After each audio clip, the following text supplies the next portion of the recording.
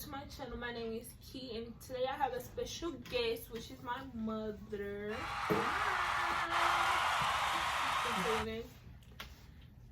Mom. And yeah, and don't mind that little head that just popped up in the back because we're going to continue this rolling. But, so today, this video is basically going to be how I got diagnosed with all my medical conditions that I got going on, because it's basically more than one. So I'm not just going to say just one, because it just all falls in line. So, yeah, let's just hop straight into it. So first all started, she was having major back pain, stomach pain. At first I thought maybe she was probably a little constipated, but she kept saying she was having severe pain, couldn't sleep at night, couldn't get comfortable, crying. So okay, took her around 12:32 a.m. to the emergency room. Okay, the doctors came in, seen her, all that lovely stuff. They said it was a pulled muscle. So, first of all, let's just stop right there. That hospital ain't running no type of test or nothing. No. They ain't do nothing. No. So, they went to take her blood. In the process of them taking her blood, she had a complete blackout. She could not. She was having a complete blackout. She could not see anything. She was hearing ringing noises in her ear. And they just had her to sit down, calm down. I really think that lady stuck me in the wrong spot in my arm, but I ain't gonna. Yeah, so basically they end up discharging her. Told us to give her Tylenol, ibuprofen. Called it a day. Which is not helping. Not at all. At all. So we get back home. I was doing that Tylenol, ibuprofen, didn't work. 2 weeks later, took her to hospital number 2. I don't even think it was a full 2 weeks. You don't think so? I think it was. I think it was like a week and some days. Well, because you went to that one the end of April, then you went to the second one the beginning of May. Yeah. Okay, so. Because it was Kia's birthday. Hospital number 2. We go. Told in the same routines. This time she was in severe pain. Couldn't sit down. Couldn't lay down. Couldn't do anything. We get to the ER. She's crying. They were seeing it too. They were trying to rush me. Yeah, they were trying. Get there. We told them the symptoms and everything. They did a urine sample. Doctor came in the room. Repeated the symptoms. He said, sounds like kidney stones. Took her to do a, what you did, CT or CT MRI? scan. CT scan, came back. Yeah, she had kidney stones. Gave her, first they gave her Tylenol, but once they realized it was kidney stones, they said, okay, you need something stronger. They gave her something stronger, which that completely worked. She was out, gone, sleep. So we gets home, that will all, hurry up. Got her prescription filled, all that lovely stuff. No, we did not hurry up get that prescription filled. Well, it was in the middle of the night. I remember this hospital was in the middle of the night. And what did I do? So therefore, her lovely mom. We could not get that medicine. You did get the prescription filled. We went to the one that was 24 hours. No, we didn't. Yes, I did. I went to the one that was 24 hours. No, I remember because that was the medicine that it was grandma event the next day, and I remember I had to call CVS myself. It was in pain pills. I called CVS myself. So which one that was when I went to the one at night? That was the one at night that I went to. It was something, but I remember I had to wait a little while because the medicine had wore off, and I was waiting on them pain pills. Okay, well, she found the next day. She finally got her medicine. Took them. They worked. Not sure if the kidney stones ever came out, but okay. But we ain't gonna speak on that because baby ain't having that pain no more. Went through that. So May, beginning of May, middle of May, she was okay. So come around the end of May, she not feeling it. She was not able to see. She was hearing ringing noises, had constant headaches. She'll go walking. Couldn't go walking down the steps. She was like, Mom, I can't see. Her vision would completely go away between 2 to 5 seconds. She couldn't see anything. Straight black. Like, wait, y'all. We'll be out in public. I have to grab it onto them. I'm like, don't let nobody kidnap me. She couldn't see. I could not see. So, during the pandemic, wasn't able to go to the hospital. Calling the doctor, telling them process. Don't mind Caleb in the back. So, to remind you, not know if you're aware, but she as well have idiopathic Don't look at me. hypertension, a pseudotumor. So when I was giving them her symptoms, they was like, okay, have her to drink water, take magnesium pills, do that. We did that for like a week. No. Took her to the emergency room, 3rd hospital. And they was like, okay, blood pressure was very low. They admitted her because her blood pressure was low. Okay. So we stayed in the hospital at day number 1. Day number 1. Okay. But monitor me. Monitor, run tests, kept taking the blood pressure. And then that's when I got diagnosed with some type of blood pressure when, like, I know, I forgot the name of it. But basically, they was like, when I stand up or something, my blood wasn't circulating right. It wasn't flowing to her brain. So basically. Yeah. So then, day number 2. Her lovely eye doctor. What's his? No, he's not your neurologist. What is he? I don't know. Ophthalmology doctor. She has so many doctors. Came, did an eye exam. He looked in my eye for like 3 seconds. That's like, when he found out that her fluid built back up on her brain. That what was causing her vision to completely go away. So they was like, okay, we have to do a lumbar puncture. So they did a lumbar puncture. She was in the hospital that day, that time for 4 days? 3 to 4 days. Okay. So she gets home. Everything's going okay. She started exercising, drinking plenty of water, all that lovely stuff. And then around, we on June. Around June. What we doing? We was exercising because she had got in routine exercising. And we was outside. And she was like, Mom, my hand hurts. And I was like, oh, you'll be okay. Just take some pain medicine. You'll be all right. Went on. Days go by. She still saying her hand hurt. To the point she could not open a water bottle. She could not hold soap in her hand. She couldn't hold a spoon. I'm like, okay, I'm just thinking everything's okay. No, first she kept saying, it's probably because you've been on your phone all day. You haven't been in school. You haven't been using your hands. But at the same time, when she got released for her lumbar puncture, we was going to her follow-up visits. She was telling the doctors the same thing. They was like, oh, you okay? Ain't nothing wrong. You all right. Blah, blah, blah, blah. Time to recover from your lumbar puncture. It'll be okay. And I was like, no, I had plenty of lumbar punctures. This pain is so, during that process, she was exercising again. We was outside. She was like, Mom, my leg hurt. I'm like, oh, you'll be okay. It's because you're exercising, using the muscles you haven't been using. You'll be all right.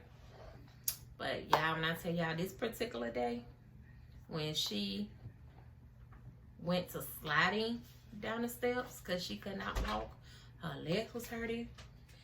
I'm like, something's not right. I was keeping in mind too. I was working, so therefore I thought my legs was hurting because I was standing on my feet all day with Chick-fil-A because I was working at Chick-fil-A. So therefore. But this day, when she come walk down the steps, when she was sliding down the steps, I was like, no, something not right. Took her to the emergency room. Oh, she's okay, blah, blah, blah, blah. She's all right. Came back home, still saying she was in pain. Took her to her primary care doctor, and I told her. Around this time, I think I was in so much pain. I was not eating. I had lost complete appetite. I was like, I don't even want to eat. And during this time, we had been to her primary care doctor at least 3 times. The 3rd visit, that is when she was like, let's run some labs. So they ran labs. Well, no, I had, she was like, I want y'all to come back in the morning. That's when they'll be more accurate. Yep. So that next morning, she was like, don't eat nothing. Well, no, they took some labs before, but she was like, they was kind of high but she thought it was based on what I ate before I had came in. So she wanted to redo them, and she was like, come in the morning. That way she won't have to go through the whole day without eating. So when we got there that morning, they took blood. She was like, okay, we're going to call you. It was a Friday, because I remember it was a Friday. She was like, we're going to call y'all by Monday, which I worked with her results. Yep. And we was like, oh, okay. We get home by 12. She called me back. It and was like 3 hours later. That her levels was high. She could see that she was in major pain. And what she was saying, she wanted her to come back. No, she she wanted you to come back. She was like, basically, if I couldn't lift my legs or nothing, don't force it. If I can't feel like I can't hold my arms up, don't force nothing too much. Take it to the emergency room. And she was like, if I get in too much pain where I can't like wait till the next visit with her, then go straight to the hospital. But at that point, it got to that point where she couldn't take it anymore. So Friday, I got off from work. No, I was on vacation. That Wednesday, I was on vacation. Took it to the emergency room. I told them, it was to the point where asking people at work questions, because I was like, I'm trying to get to see what's wrong with her. She's been having this pain for almost a month. So when I took it to the emergency room, I was like, okay, can y'all see if she have autoimmune disease? Can y'all see if it's this? And I just thought, to the point I was writing everything down of what her primary care doctor told me. And I was like, her levels are high. So they end up, repeating the labs again. And I remember that doctor said, oh, I called rheumatology already. They said, keep your levels all out of whack. And I'm like, hold on, wait, what? So they redid the labs, and her labs were high. All her levels was out of whack. Like, the ones that's supposed to be high, they're low. The ones that's supposed to be low, they're high. So at that point, we already knew the routine. We already had our bags packed, and they admitted her. So that second time she was admitted, she was in the hospital probably a good week. Yeah, she was in there like 7 days. So during that time, they was running tests. They started being concerned with the dark spot across her nose. She had a rash up in here. So during that visit, that is when they came in. They had like ophthalmologists, neurologists, rheumatologists, and it was another doctor. They were all just coming in the room, constantly coming in the room. Asking questions. Do autoimmune disease runs in the family? Did anybody have it? They were just asking a lot of questions. That's when they started drawing blood, running labs. And the next day, that is probably the second day of when they came in and said that she had overlap syndrome. So I'm like, okay, what is that? So basically they broke it down to where basically it was like, basically we only think it's just one thing that they said you had inflammation myositis. Oh wait, because when I was in the hospital, inflammatory I had to myositis. do what is it called? I think it's a CT scan. No, you did CT scan, you did MRI, you did all that. I think I did MRI. You did every test that was I think I did an MRI on my legs. And then that's when they had seen, they was like, oh, you have a lot of inflammation in your thighs. And I was like, yeah. And at this point, she still was not able to open a water bottle. She wasn't able to do anything. Her muscles was inflamed. So that is when they came with the idea of giving her the steroids. Because at that point, they were saying that's the only thing that will calm her muscles down. That she can't stand the steroids. But at that time, those was her best friend. So day number 3 or 4, that is when they came in and said she had overlap syndrome. So at this point, I'm writing stuff down. They came in as well and said she had lung disease. I'm writing all this stuff down. They started coming in the room, giving her breathing treatments, giving her the little tube to breathe in, and what else they did? They did the ultrasound of your heart, because she was as well having major chest pain. So they did the ultrasound of her heart and all that. So during that lovely stay, of that 7-day stay, we was finally able to go home. So we came home, had fun. Oh, baby, went in 2 weeks later, she's back in pain. We go to her primary care doctor. She calls rheumatology, and they say, bring her back. We're admitting her. Bring her back in. I was like, can I go home and get some clothes? They was like, no, go straight to the hospital. But you know me, don't listen. I had to get some clothes. We both did because we went home. We wasn't prepared that time. Then we got soap on the way to the hospital. Yeah, we was like, it's soap. Can't use the hospital soap. So, goes back, get admitted. That time she was in there again 5 days. They was like, oh, you back so soon, blah, blah, blah, blah. So, doing that, she was in there for 5 days, running labs. Steroids. Okay, she get discharged. That one was your second stay was in July. Get discharged. Okay. We get home. I said she probably was out for 3 weeks. Was it 3 weeks this time? And she started back having leg pain. And she gets admitted again in August. Right when school started back. But that time she was only in for 3 days. 3 days. So, because she was in good spirits. And to see her go through all this, she still was in good spirits. To see the IVs and all that, she was still in good spirits. In August, she was still up doing her schoolwork. She was doing good. But that's when they came up with the idea of giving her IVIG every 2 weeks, giving her a steroid treatment once a week, and what did she have to do? Physical therapy. But yeah, but I can say the doctors were real nice, including your first visit with the little man. He just make sure your hands, when every day he came there and asked you to open up a water bottle, and he'll tighten it up. He'll tighten it up on purpose to see if I think he was doing that on purpose because I mean, he had I to couldn't see. open that water bottle, and I looked at him every time he said, "Sir." But yeah. I got him that last day though, and I opened that water bottle. Yeah, you did. So yeah, so during her journey. Oh wait, let me tell you. So with your third admission, my third, or the second admission when you found out you had lupus? Oh no, we weren't even in no hospital, baby. Yeah, that's what I think. What it was your second admission, I believe, because they were still running labs and they said some results haven't came back in yet. Okay, I can say this part. To speed this little thing on up real quick.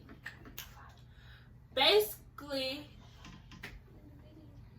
I'm gonna say we was at home filling out some paperwork for me, and the paperwork had needed all my medical history and what I was going through, the medicines. So basically, on the little MyChart app, it's like basically everything that everything about me, like my diagnosis, medicines, dosage, take, everything basically is on there. So I'm reading on my mother list, and then I gave her the phone. I'm like, I'm like, here, you do it, cause I don't know how to pronounce this stuff, cause them words is like real big. And all I heard her, she was like, Shay, you got lupus?